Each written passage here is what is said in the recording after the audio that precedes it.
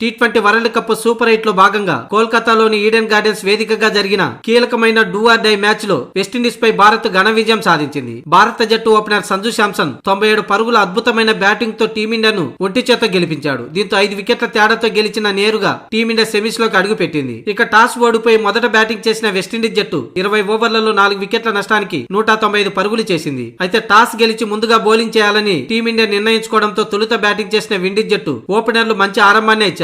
85 పరుగుల వద్ద కరేబియన్ జట్టు తొలి వికెట్ కోల్పోయింది. అనంతరం బ్యాటింగ్ లో రోస్టన్ చేజ్ 40 పరుగులు, షాహీ 32, అలాగే రోమన్ పావెల్ 34, జాసన్ హోల్డర్ 37 పరుగులతో రాణించడంతో విండీస్ 195 పరుగులు చేసింది. అనంతరం 196 పరుగుల లక్ష్య ఛేదనకు దిగిన భారత జట్టుకు ప్రారంభంలోనే బిగ్ షాక్ తగిలింది. 29 పరుగుల వద్ద మరోసారి స్పిన్ కే దొరికాడు ఓపెనర్ అభిషేక్ శర్మ. 10 పరుగులు చేశాక అఖిల్ ఓషన్ బౌలింగ్ లో భారీ షాట్ కు ప్రయత్నించి అవుట్ అయ్యాడు. ఇక ఇషాన్ కిషాన్ కూడా 10 పరుగులే చేసి ఎక్కువసేపు క్రీజులో నిలవలేకపోయాడు. దీంతో 41 పరుగుల వద్ద టీమిండియా 2 వికెట్లను కోల్పోయింది. ఇక ఆ తర్వాత సూర్యకుమార్ యాదవ్ కేవలం 18 పరుగులే చేసి పెవిలియన్ చేరాడు. ఇక మిడిల్ ఆర్డర్ లో వచ్చిన బ్యాటర్ తిలక్ వర్మ సంజుతో కలిసి స్కోర్ బోర్డును పరుగులు పెట్టించాడు. ఓ దశలో మ్యాచ్ గెలవడం డూ ఆర్ డై గా మారింది. ఈ క్రమంలో తిలక్ వర్మ క్రీజులకు వచ్చినాక స్కోర్ బోర్డు ఒక్కసారిగా పరుగులు పెట్టింది. అయితే కీలక సమయంలో 15 బంతుల్లో 4 4లు 1 6 తో 27 పరుగుల వద్ద తన వికెట్ ను కోల్పోయాడు. అనంతరం బ్యాటింగ్ వచ్చిన హార్దిక్ పాండ్యా సైతం త్వరగానే పెవిలియన్ చేరాడు. ఈ దశలో అయితే ఓ పక్క వికెట్లు పడుతున్నా పట్టు వదలని విక్రమార్కుల్లా శాంసన్ చివరి వరకు పోరాడి చివరి ఓవర్లో 6 కొట్టి మ్యాచ్ ని గెలిపించాడు. దీంతో టీమిండియా దర్జాగా సెమీస్ లోకి అడుగుపెట్టింది. ఫామ్ లేమ్తో సతమతమవుతూ వచ్చిన